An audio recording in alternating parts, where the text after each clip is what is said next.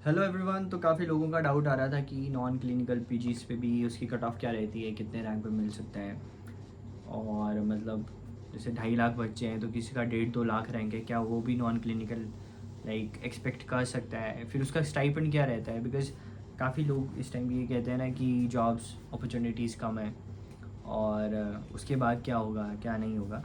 तो मैं आपको एक बड़ा अच्छा ऑप्शन बताता हूँ। नॉन क्लिनिकल में ऐसा रहता है कि आप अगली पोस्ट पे बड़ी जल्दी जा सकते हो as compare to like in medicine and all, क्योंकि बहुत से कॉलेजेस खुल रहे हैं, जॉब्स प्लेंटी ऑफ जॉब्स हैं अभी भी, है ना, और भी खुलेंगे। तो उसमें भी अब पढ़ाने वाले ट्यूटर भी चाहिए, प्रोफेसर्स भी चाहिए, फर्स्ट सेकंड ईयर को भी चाहिए।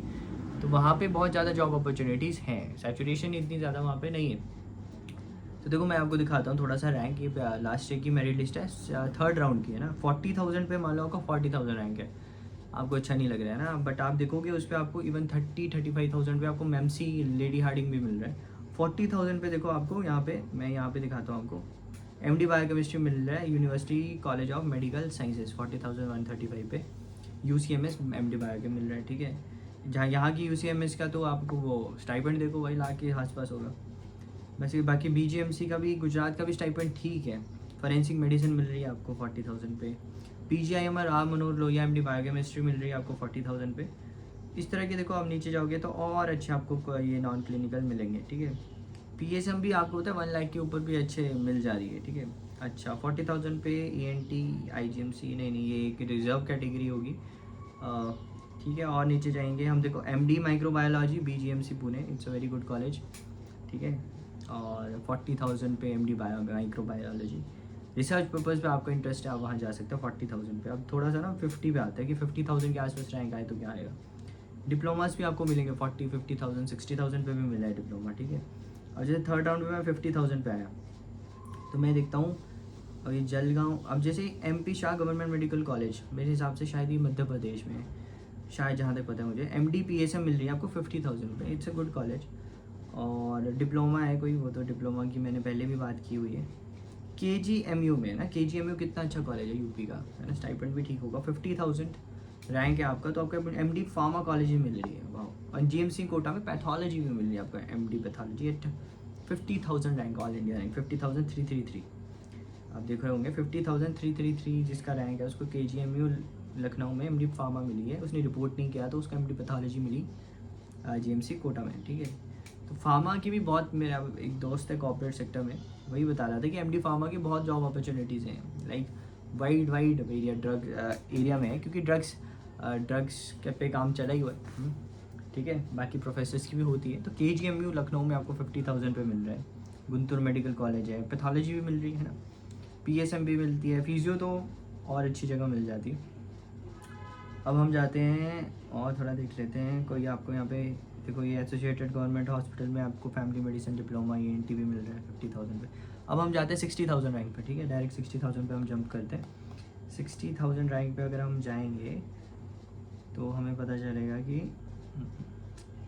60,000 अगर किसी का रैंक है, वो नॉन क्लिनिकल का सोच रहा है, मान लो मतलब 1-2 ड्रॉप हो गए ना, क्योंकि नॉन क्लिनिकल एक्चुअली घर पे बैठ के ये रह जाता है, अगर आप बहुत साल से घर पे हो, है ना, और मान लो आपने कोई प्राइवेट हॉस्पिटल भी ज्वाइन किया है, वहाँ पे आपको मिल रहे हैं 30-40 हज़ार 50 हज़ार, तो उसमें फिर आप पर्सनल ग्रोथ बड़ी कम हो जाती है। मतलब सब हॉस्पिटल्स की बात तो नहीं है, लेकिन कुछ में तो आप MD किसी चीज़ में करोगे ना, तो आपका फ्यूचर थोड़ा सिक्योर होगा नॉन क्लिनिकल में, ठीक है। मतलब उसके बाद आपके पास थोड़ी अपॉर्चुनिटीज़ आएंगी, SRशिप है, AP है, जो भी, ठीक है। मान लो आपका 60,000 रैंक है, 60,000 पे MD फिजियो मिल रही है सेठ GS मुंबई, माय गॉड, सेठ GS मुंबई देखो 60,099 रैंक है ना आपका। सेठ GS आपको याद है, केम हॉस्पिटल सेठ वाला, वही है शायद सेठ GS, हाँ। MD फिजियो मिल रही है 60,000 रैंक पे सेठ GS कैम मुंबई में। और इसका तो स्टाइपेंड भी बहुत तगड़ा होगा, 60,000 पे फिजियो करो आप। और उसके अलावा देखो जिस तरह की, जैसे नॉन क्लिनिकल वाले ना, साइड बिजनेसेस भी बहुत कर सकते हो ना, कि आप फिजियो कर रहे हो, उसके अलावा और क्या कर रहे हो, है ना। आप कोई कैफ़े खोल सकते हो, क्योंकि आज के टाइम में साइड बिजनेस बहुत ज़्यादा ज़रूरी है। वाह 60,000 पे ये कितनी अच्छी अपॉर्चुनिटी है। बाकी MD पैथोलॉजी भी मिल जाती है, ऐसा कुछ नहीं है। अब हम जाते हैं यहाँ से, फोरेंसिक मिली है आपको कोई, ग्रैंड मेडिकल कॉलेज महाराष्ट्र की भी टॉप का कॉलेज है, 60,164 रैंक पे 2nd राउंड पे आपको MD फोरेंसिक मिली है, grand medical college Maharashtra. Stipend भी अच्छा ही होगा यहाँ का, मैं चेक कर लेते हैं, या महाराष्ट्र का स्टाइपेंड चेक करते हैं ना यार। जीएमसी मुंबई, ठीक है, जीएमसी, अब जीएमसी महाराष्ट्र लिखेंगे, ग्रैंड मेडिकल कॉलेज लिखते हैं, ग्रैंड मेडिकल कॉलेज का हम पीजी का स्टाइपेंड देखते हैं, पीजी स्टाइपेंड, ओके स्टाइपेंड देखते हैं हम कितना है। वो नेट नहीं चल रहा, जस्ट वेट, नेट अगर चल जाएगा, क्योंकि यहाँ पे इस वाले टैब में वाईफाई नहीं है, चलो छोड़ो, ठीक है। कहाँ पहुँचे थे हम, 60,164 पे, ठीक है। अब हम जाते हैं 80,000 पे डायरेक्ट, ओके 80,000 पे जाते हैं। मान लो किसी का 80,000 रैंक आया, 80,000 के आसपास रैंक देखते हैं। अब किसी का 80,000 के आसपास रैंक है तो उसे नॉन क्लिनिकल कहाँ अच्छा मिलने के चांसेस हैं। तो एमडी पैथोलॉजी और ओस्मानियम, अच्छा ये सेकेंड ओस्मानियम में एमडी पैथोलॉजी भी मिल रही है 80,000 पे यार। पैथोलॉजी तो मतलब ओस्मानिया भी अच्छा मेडिकल कॉलेज है, कोई कैटेगरी तो है नहीं इसके पास, मतलब मिल ही रही है। और एआई से एमडी माइक्रो मिल रही है आपको, regional institute of medical college Imphal, ये भी अच्छा कॉलेज है मणिपुर का ना, मणिपुर की कैपिटल इम्फाल है, 80,160 पे। और एमडी फार्मा मिल रही है मैसूरू में, और ये कांचीपुरम में, साउथ के मेरे को इतना आइडिया नहीं है। आप मतलब नेट पे इन मेडिकल कॉलेजेस का स्टाइपेंड चेक कर सकते हैं। नॉर्थ का थोड़ा कम रहता है स्टाइपेंड, कुछ कॉलेजेस का, हरियाणा का अच्छा स्टाइपेंड है ना, 40-50 था। अब जैसे गवर्नमेंट दून कॉलेज में एमडी फार्मा मिल रही है 80,000 पे। और देखो शेर कश्मीर में, पर ये शायद तो अलग डिप्लोमा है, okay diploma in family medicine है जैसे ये। अब MD physiology government medical college Bhavnagar 80,000 पे मिल रही है। अब हम जाते हैं 1 लाख पे, ठीक है। 1 लाख किसी का रैंक है, तो किसी का रैंक आ रहा है मान लो 1 लाख के आसपास, 1 लाख के आसपास रैंक पे हम चेक करते हैं कि क्या मिल रहा है क्या नहीं मिल रहा है। 1 लाख पे देखो, आप देखोगे गुंटूर मेडिकल कॉलेज में बायोकेमिस्ट्री मिल रही है आपको, ठीक है, गुंटूर भी सही है। आरजी कर वेस्ट बंगाल याद है आपको, जहाँ पे ये मतलब रेप केस हुआ, 1,10,462 पे आपको बायोकेमिस्ट्री मिल रही है आरजी कर, ये भी बहुत अच्छा कॉलेज है।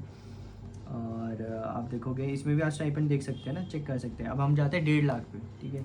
थर्ड राउंड पे क्या 1.5 लाख तक कुछ मिला है कि नहीं मिला है, या फिर वो 0% स्टे में तो काफ़ी नीचे तक जाते हैं। अब जैसे 1 लाख, मतलब किसी को जॉब चाहिए ना, रैंक नहीं आ रहा तो वो देख सकते हैं। जैसे ओपन जनरल माइक्रो की तो ऑल इंडिया कोटा, ये EWS है, जनरल देखते हैं हम, PS कोटा है, MD PSM all India Kota से देखते हैं हम, OBC आज से मतलब 1,50,000 पे।